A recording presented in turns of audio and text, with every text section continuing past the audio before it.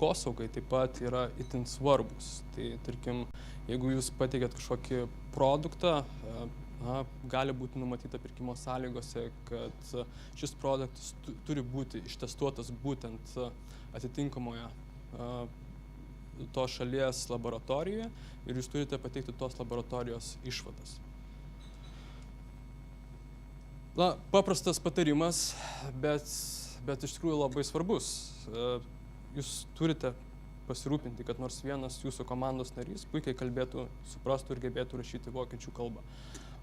Kodėl to reikia? Visų pirma, visi viešųjų pirkimų dokumentai, visos viešųjų pirkimų sąlygos yra pateikiamos tik tai vokiečių kalba. Netgi jeigu jūs norite pateikti kažkokį paklausimą dėl sąlygų išaiškinimo, jūs tą turėsite daryti vokiečių kalba, nes tiek pagal Vokietijos, Austrijos ir Šveicarijos reglamentavimą, paaiškinimai viešųjų pirkimų sąlygų yra sudėtinė viešųjų pirkimų dokumentų dalis. Tai va, ir kitas dalykas,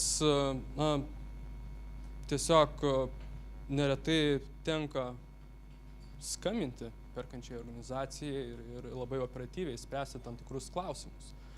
Ir turėčiau pasakyti, kad vokiečiai, kaip ir prancūzai, yra truputėlį nacionalistai. Tai va, tai jeigu jūs su perkančiai organizacija Vokietijoje kalbate angliškai, jūs žiūrės vienaip, bet jeigu jūs kalbate vokiškai, tai jūsų paklaus, iš kur jūs išmokot vokiečių kalbos, galbūt paklaus, ar jūs kada nors buvot Vokietijoje ir tiesiog tokiu būdu atsiranda tam tikras psichologinis, bendradarbiavimas, sakykime taip, ir visą laiką tas toksai psichologinis artumas iš tikrųjų versle padeda spręsti reikalus. Tai vokiečių kalba tai, ko jums reikia, jeigu jūs ketinate eiti iš tas rinkas. Surinkite komandą. Vėlgi paprastas patarimas, bet šio patarimo reikia, nes iš tikrųjų, jeigu, tarkim, jūs įmonėje turite žmogų, kuris laisvai kalba vokiečių kalba ir tai yra tenderis, viešieji pirkimai, tarkim, Austrijoje ar Vokietijoje, tai netiduokit tam vienam žmogui visos procedūros.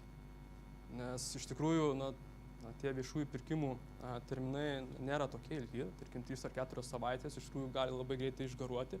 Ir atsižvelgiant į tą faktą, kad jums reikės surinkti visus kvalifikaciją patvirtinančius dokumentus, jums reikės tuos dokumentus gauti, galbūt sukurti, nes jų tai dienai neturite, ne?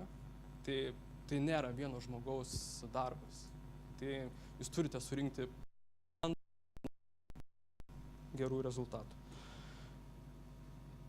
Kitas patarimas – atsakingai pasirinkite savo partnerius, jeigu ketinate dalyvauti jungtinės veiklos sutarties pagrindu. Iš tikrųjų, šitą patarimą duodu iš savo patirties, nes klientas, pamatęs pakankamai patrauklų viešųjų pirkimų skelbimą, pamatė, kad iš tikrųjų vertė yra gera, tačiau neturi pakankamai gamybinių pajėgumų, kad vykdytų viešųjų pirkimų sutarties sąlygas, nusprendė pasitelkti savo Rusijos partnerį. Tai vat, ir vienas iš reikalavimų buvo turėti ISO sertifikatą. Deja, rusai to neturėjo. Rusai turėjo savo Rusijos standartizacijos centrą, aš nepamenu, kaip tiksliai vadinasi, išduotą kokybės valdymo sertifikatą, tačiau perkančioji organizacija labai aiškiai pasakė, turi būti pateiktas ISO. Mes pateikėm tą kaip alternatyvų dokumentą, tačiau dėl šio formalaus kriterijaus nelaimėjom šito konkursą, apskritai jis nebuvo vertinamas. Tai tą turėkite omenyje. Turėkite aiškią logistikos koncepciją. Iš tikrųjų, kalba eina apie sutarčių vykdymą Austrijoje, Vokietijoje, Šveicarijoje. Ir jeigu kalba eina apie prekių pirkimą, jūs turite turėti logistikos partnerius šiuose šalyse. Nes iš tikrųjų labai dažnai perkančios organizacijos reikalauja, kad prekės būtų papildytos labai greitai, tarkim per 24 valandas. Tai jeigu jūs neturėsite aiškios logistikos koncepcijos ir tos logistikos koncepcijos nepateiksite perkančiai organizacijai, tai vėlgi tai gali būti priežastis, kodėl jūsų pasiūlymas buvo atmestas. Klauskite, jeigu jums pirkimo sąlygos yra neaiškios. Iš tikrųjų, tik visiškai išsiaiškinę pirkimo sąlygos, jūs galite pateikti gerą pasiūlymą. Nes, tarkim, ir Vokietijos viešųjų pirkimų tarnyba savo tinklapyje pateikia tam tikrą informaciją, kad apie 15% paraiškų yra atmetama būtent dėl tos priežasties, kad dalyviai netinkamai įsigilino į pirkimo sąlygas ir netinkamai jas perskaitė ir nepateikė visų reikalavimų dokumentų. Tai jūs privalote išsiaiškinti iki pat galo, kokius reikalavimus ir ko realiai tikisi perkančioji organizacija iš jūsų kaip iš dalyvio. Kitas patarimas – dalyvaukite, jeigu norite patekti į Vokietijos, Austrijos ir Šveicarijos rinką. Iš tikrųjų, prieš ruošdamas šiam seminarui radau priešingą patarimą. Kam dalyvauti, jeigu negali laimėti? Tai aš galiu pasakyti, kad jeigu jūs bandote pirmą kartą, tai tikėtina, kad jūs nelaimėsite, nes vėlgi reikia turėti tam tikrą patirtį, tai yra nauja rinka. Ir tą patirtį jūs galite įgyti tik tai dalyvaudami. Nes iš tikrųjų, tarkim, ir klientai, su kuriais dirbame, jie visai neseniai pradėjo dalyvauti viešuose pirkimuose šiuose rinkose ir jie tai žiūri kaip į tam tikrą investiciją į ateitį. Tvarkojame, šiandien nelaimėjom, bet mes susirinkom know-how, mes turim tam tikrą informaciją, mes turim mus dominančių perkančių organizacijų sąrašą, mes žinom, ko jos tikisi. Ir kitais metais mes būsim kur kas konkurencingesni. Atidžiai perskaityti viešojo pirkimo konkurso sąlygas, tai be jokios abejonės reikalinga. Siekite bendradarbiavimo su vietos tiekėjais. Iš tikrųjų, turėti patirtį labai svarbu ir ta patirtis, taip vadinami referencai, praktiškai yra nurodyti visuose viešųjų pirkimų sąlygose. Ir vienas iš būdų patekti į rinką, tai būtent ir bendradarbiauti su vietos tiekėjais, tarkim, galbūt netgi konsorciumo rinktinės veiklos sutarties pagrindu bandyti kartu pateikti paraiškas perkančiai organizacijai.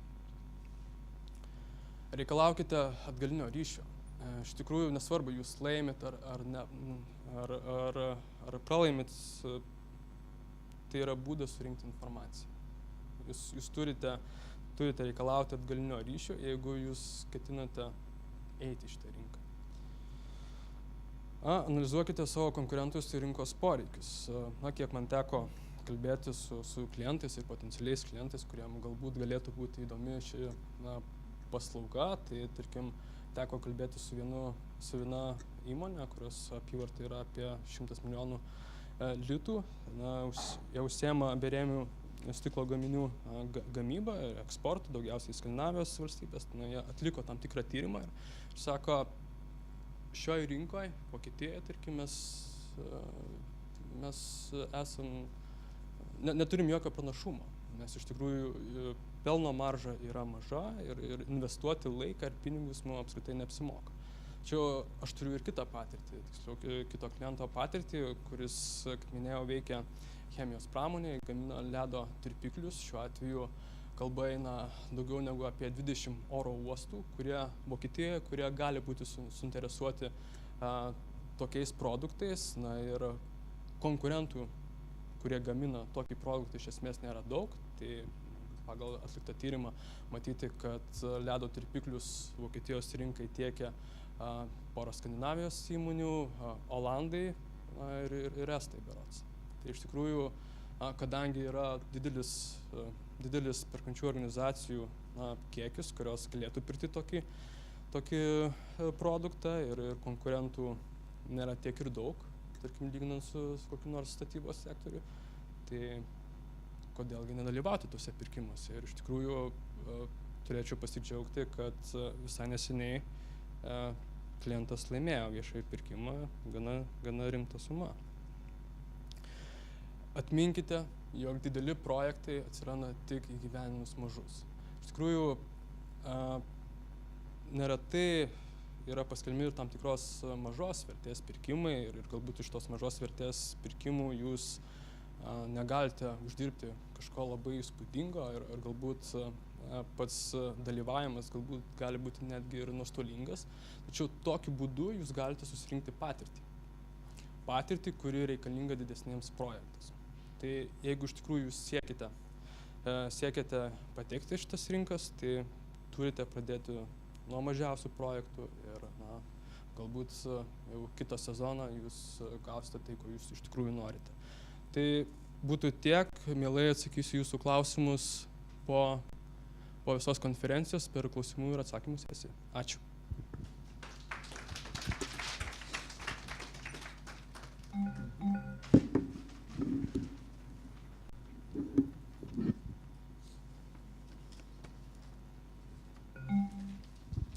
Thank you, Aurimas. And our next stop will be Denmark, where the public procurement law will be presented to us by Mr.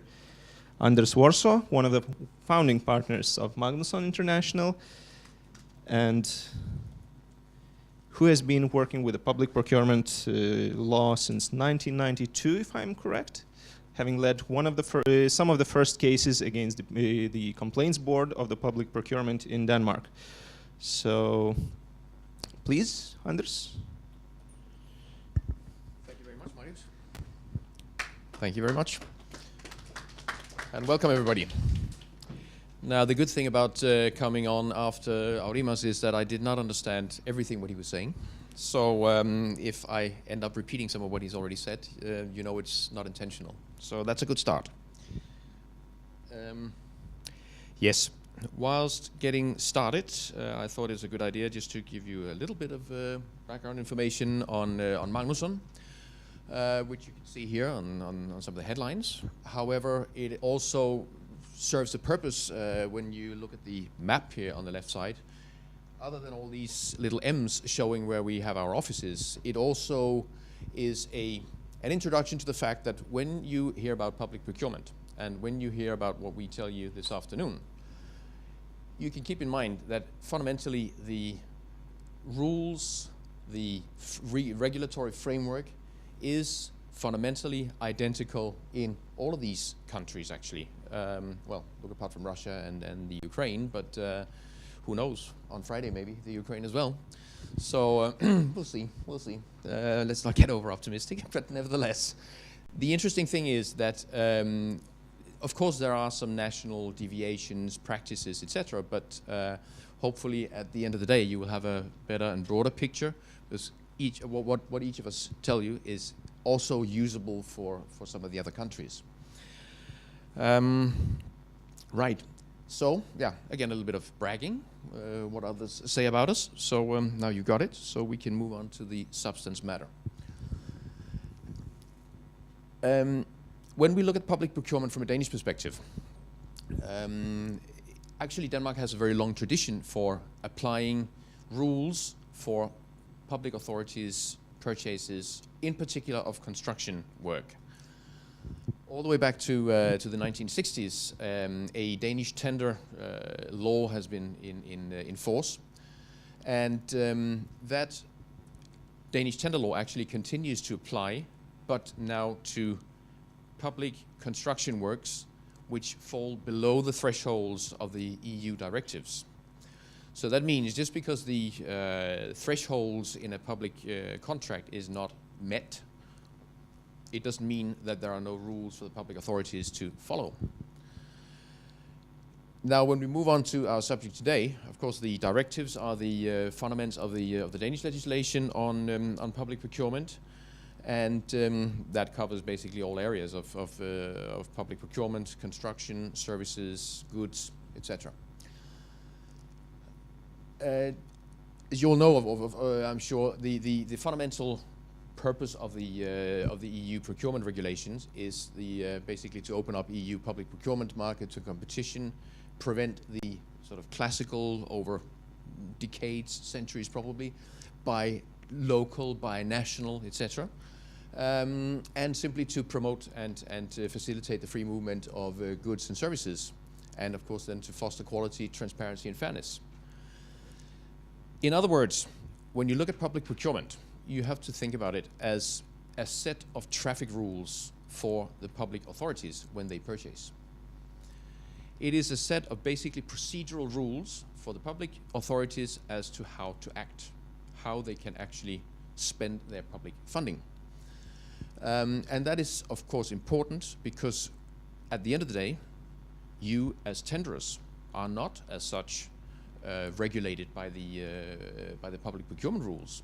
You can act as you like. However, of course, if you want to win the orders, you have to comply with the rules. You have to follow the requirements of the public authorities. But it's important to think about as well when you think of what opportunities, what possibilities do we have to actually interact and influence on the public authorities. Well, you have, you could say, objectively as tenderers, but you don't have, because you have to think about all the time that the public authority sitting on the other side has no room for movement. They have to follow those rules. So you have a set of red lights, yellow lights, green lights, and you have to follow them, because if you don't follow them, one way or the other, you will eventually be struck by not following them. Either you will not win the job, or you will have won the job under presumptions that do not necessarily materialize later on. So you will be the one paying for the failures. So it's good to have that framework in your mind when you look at public procurement, because it basically gives a better understanding for why and how the public authorities are acting like they do. What I forgot to tell you was just as a sort of basic fact, the public procurement rules in Denmark are simply direct implementation of the directives. That means any of you can go in and read the Danish public procurement legislation because you just read the directives in Lithuanian, English, German, whatever language. Those are the rules that the public authorities are acting on and working on directly. So we don't have, for instance, like in other countries, a special implementation law where you have like set deviations, adjustments that you can do within the directives. It is strictly purely the directives. Yes, when we look at the practical application of the rules, the public procurement rules in Denmark, I think it's fair to say that as an overall setting the stage, Danish public servants, Danish authorities in general, they have a very long, very rigid, very stringent tradition of acting and handling in strict accordance with applicable rules. That means that don't expect any flexibility. I mean, as we said before, in general, the set of rules does not or do not invite to flexibility, but even less so because of, well, tradition, way of thinking, mindset.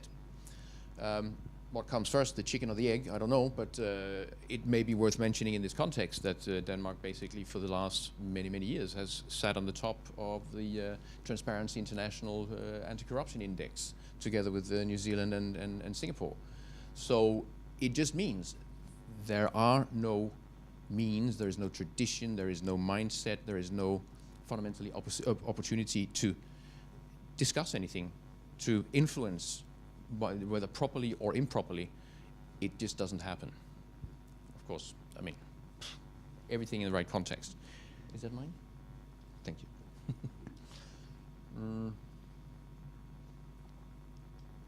Yeah. If we look at the overall picture of how to award a contract, fundamentally the public authorities have two ways of awarding a contract. That is, they have to specify in the tender documents. Starting from the bottom, the simplest, the direct, straightforward is awarding by simply choosing the lowest price. However, in practical terms, that is not a criteria which is used very often, unless it's like very rigid, very easily definable goods, for instance. But typically, as soon as you move into services, and in particular, certainly construction, you end up in the other principally applied criteria, and that is the most economically advantageous from the point of view of the contracting authority. And that is, of course, also the criteria which gives the widest amount of, let's say, challenge, requirements, hassles, problems, and requires the most stringent preparation when you prepare the offer.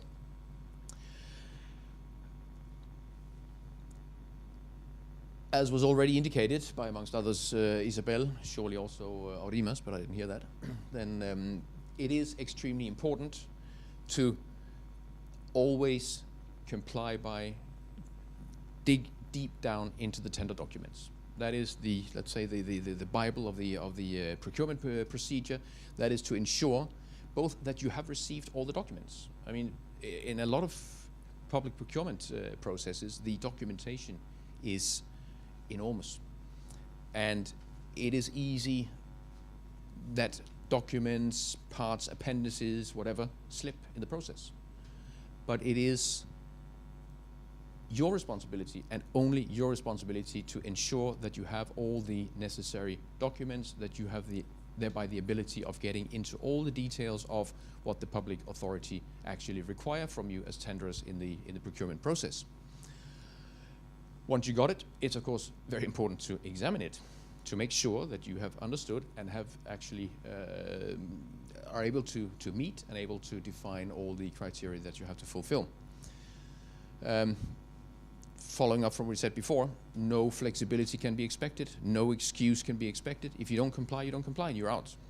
It's one strike and you're out. So therefore, take the opportunities of asking questions. Better asking 10 times too often than once too little, because once too little is losing.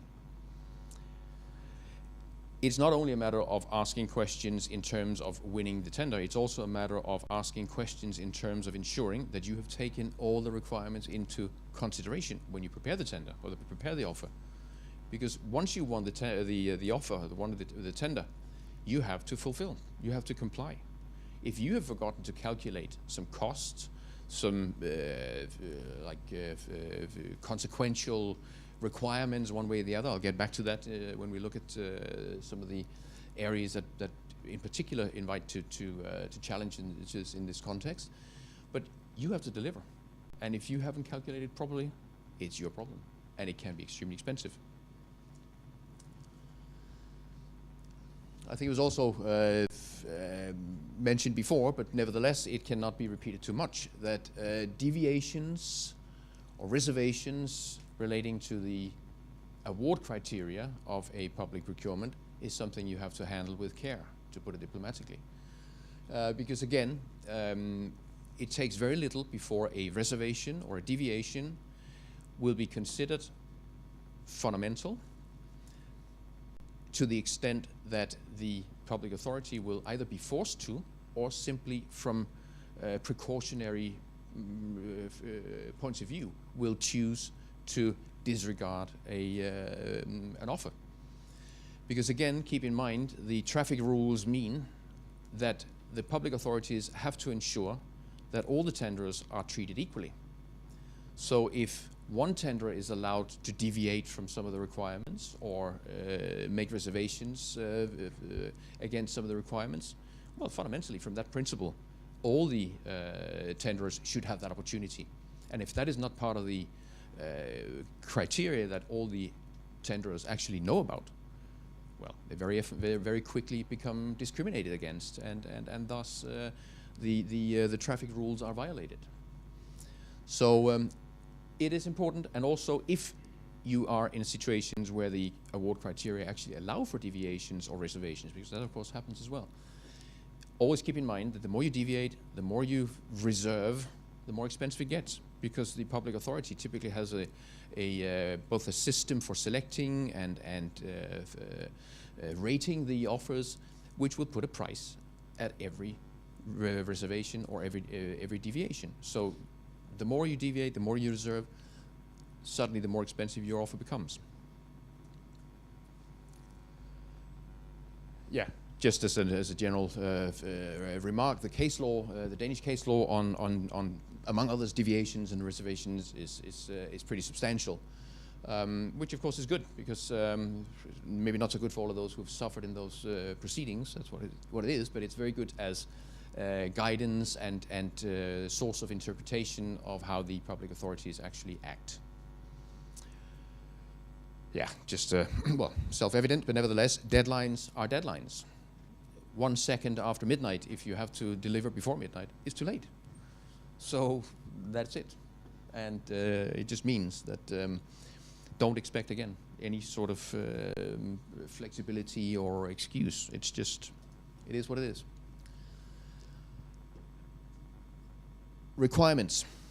The requirements that you will find in the criterion for selecting both the offer, the tender, and eventually awarding the contract. Well, you will find, as I said before, you will find these criteria detailed in the tender documents, necessary to be studied very well, very carefully.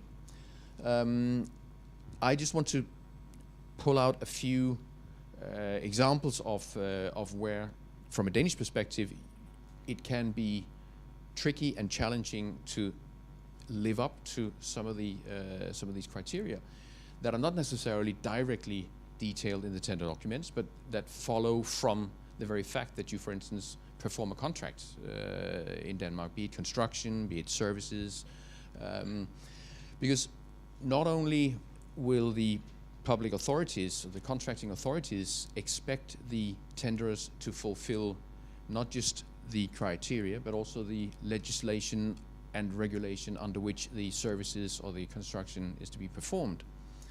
But also, more and more so, and there's a very vivid political debate going on in Denmark at the moment, and that is whether the main contractors should actually be made responsible for their subcontractors' compliance with laws and practices. Meaning that if a Danish or whatever nationality main contractor wins a construction job, and it is a requirement that the constructors live up to certain work environmental regulations, certain environmental regulations, labor regulations, and it's not necessarily specifically dealt with in the subcontracts, the subcontracting contract between the subcontractor and the main contractor. It is, of course, suddenly an issue between the two, because fundamentally the main contractor will expect the subcontractor to be able to live up to and thus fulfill the public contract. But it has a price. So if you haven't taken that into consideration in the negotiation with your joint venture partner or main contractor, it all comes heavily back on you. So I just chose 3 sort of main areas that I will explain a little bit about, just to give you the idea. The first one is safety and health requirements, and as you probably already know, Denmark has again an area of legislation which is pretty extensive, pretty rigid, and also very politically sensitive. It is an area which is often covered by media, has the immediate attention both by media and by politicians, as well as the population in general, which means that it is something which is of great importance to whoever is bound by contract with a public authority, be it the public authority who does not want to be exposed negatively because a contractor or a subcontractor is malperforming, or a main contractor who does not want to risk that their subcontractors are bringing them in a bad light, etc. So it's something that you will meet whether you are directly or indirectly contracting for public supplies. Again, it's just important that you make sure that you get the necessary insight. Get people on board one way or the other into your teams that know, understand, and are able to translate these requirements into your preparation of the offer. Because again, if you are met with this after it's too late, it's going to cost you big time. Because you have to perform, you have to fulfill the requirements no matter what. But if you're not aware of it when you calculate your prices, it's a boomerang. Also, just to sort of underline the, let's say, seriousness and the way you are actually also confronted with this, for instance, safety and health requirements in practice, that is the Danish Working Environment Authority.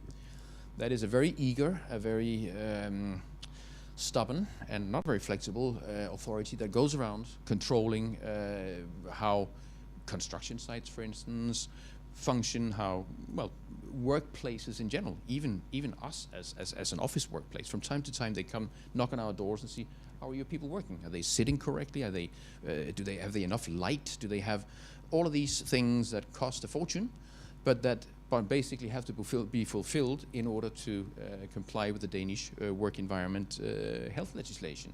Again, it just means no matter what you do, you have to get acquainted with the requirements to be fulfilled, because if you don't, it's going to cost you.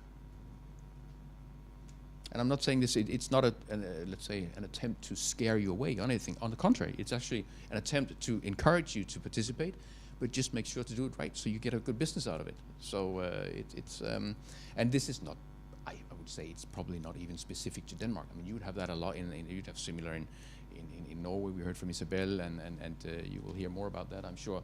Aurimas has been telling you some of the same for Germany, Switzerland, and Austria, if I know those countries correctly. They have also pretty rigid legislation on that. But again, it is practical. It is really day-to-day issues that you will, let's say, never live to regret if you don't comply. Yeah, I think I've said that already, haven't I? There's no reason to repeat.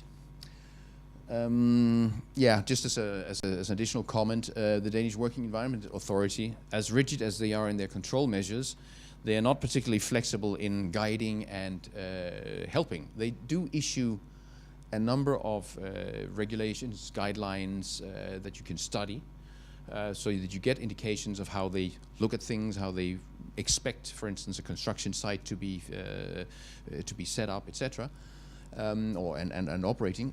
But they will not help in the guidance in concrete, because if they do that, they will take away the opportunity to actually fall down on a particular violation. Because if they have participated in the advice or the guidance, obviously a company would turn around and say, well, you said so. And they don't want to get into that situation. So you're on your own when you interpret, but at least you have some pretty substantial and extensive sources of interpretation. Yeah, also, I'll get to that in a minute, but just in this context as well, unions are pretty eager and pretty strong.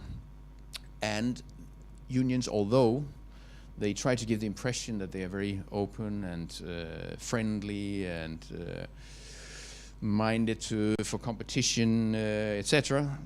Well, fact is the opposite. Unions do whatever they can to protect themselves, their members, keeping fundamentally, in inverted commas, foreigners away, or at least they say we have nothing against foreigners. Foreigners from a Danish perspective, very sort of nice and flexible terminology. But they say as long as they just do as we do, then it's no problem. They can do whatever they want. As long as they pay the same wages, as long as they are as rigid and as concrete thinking as we are, everybody's welcome. Everybody can do the same.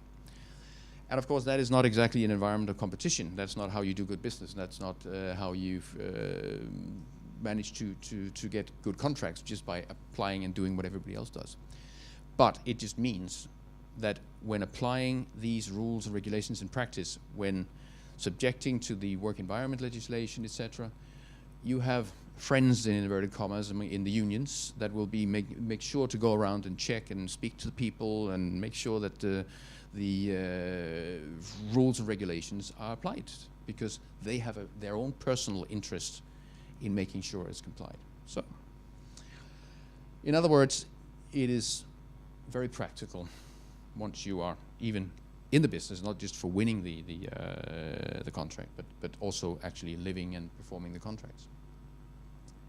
And they have pretty solid means, even if it's legal or not. They have no hesitation in stopping a construction site, for instance, blockading, and that is the backside of you. I don't know if you've heard about it, but Danes love to talk about our beautiful Danish model. It's kind of a mantra. It means trade unions can basically do what they want, and nobody can do anything against it. Well, that was a subjective comment, but nevertheless, there we go. Trade unions, as I was just touching upon, this is just to illustrate to you how legislation, labor legislation is divided in Denmark, and I think the most important in this context is basically it's actually point 2 and 3. That is salaried employees and blue-collar workers. Salaried employees are regulated by a law on employment, and blue-collar workers are typically regulated by collective bargaining agreements. Again, both are of importance when you put your offer together. How many locals are you using? What conditions do they have to work under? How do you manage to sort of quantify the consequences of the way, for instance, you can within a collective bargaining agreement, how can you plan and execute the work? Can you work 24 hours a day, 7 days a week for 3 months, or can you work 3 days a week, whatever? I mean, all these rules and regulations, and they are of course particularly important if you bring in staff from outside, because a classic situation for people working expatriated for a while is that they're there to work, so they want to work most possible, and then go back for a long weekend with the family, etc. So it's important to find out how can you work that out? How can you make your system coincide and harmonize with the system that you will be one way or the other subjected to in performing such a contract? So, yeah, I think we've been there. Yeah, good. So again, yeah, well, in that context, just to mention, the trade unions again are a serious issue, because trade unions will typically, particularly on construction sites, but also, I mean, some contexts in sort of larger services contract performance, but certainly on construction sites, they will inform themselves about who's won the contract, and then they will knock on the door and say, we would like to make a collective bargaining agreement with you. And you say, no, sorry, thank you very much, it's very kind of you. And they say again, we want to make a collective bargaining agreement with you. It means one way or the other you have to deal with it, because again, they have very strong means of labor action, which can actually have severe consequences for a contract to be performed. Because again, don't forget, in the public procurement system, well, as in any contract, but in particular, you have to fulfill the contract with the public authority. It means delays cost. Delays are breaches of the contract that you made, and the public authority cannot give you grace or give you a widened flexibility, because then you will suddenly be in a more favorable position than your competitors that you just won the contract from. So again, it all interacts and it all ties up in the end. So it's important just to, I mean, red flags, know where you are, know that this is something to be dealt with, this is something to be taken care of. Yeah, again, I think that is it. Oh, there we are, moving fast now. The third area that I just wanted to touch upon in the same context, that is environmental requirements. And environmental requirements they cover a wide area of attention. You have everything from the sort of classic environmental issues, water pollution, soil pollution. I mean, it's important to again, in the context where you're performing, or you're supposed to perform the contract, in the context where you are bidding for a contract. Are you working in soil, in sand, in where you have lots of national heritage issues? Suddenly stop the work because the cultural authorities have to come in and examine and brush every little piece of wood which is 1,000 years old. That takes time, and that is under circumstances challenging. Are you drilling as one element, for instance, at the moment? There's a big an extension of the Copenhagen Metro in process. Are you drilling under areas where you have lots of people living, lots of people who will complain because you're making noise at night? You are because you've been planning that you can do the work 24 hours, and maybe you can't because people will also want to sleep at night, and then you need all these licenses, permits. it is all concretely dealt with. But it's again, it's issues that you need to take into consideration, because if you promise to do something where you calculate on a wrong basis, you're the loser, because you will have to comply without being able to comply. So you will be paying the bill. Right. Yeah, well, it's a little bit more on the same line.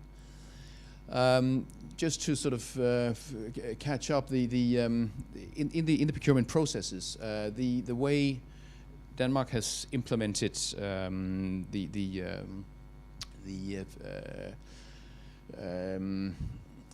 enforcement directive is by establishing a separate complaints board, which is it's kind of a specialized court which deals with public procurement issues only.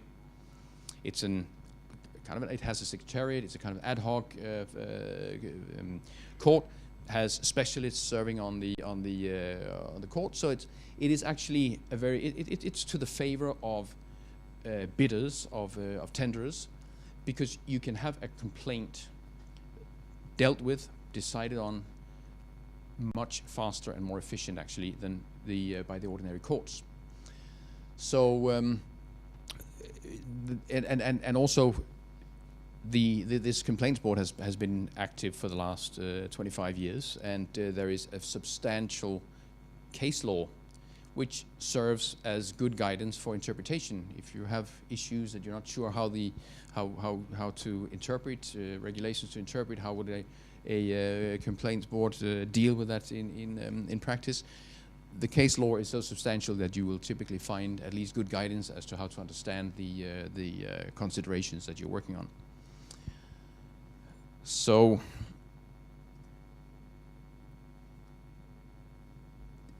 what of course is also important to consider is that it may not be yourself who is bringing a complaint before the complaints board, but there's a risk that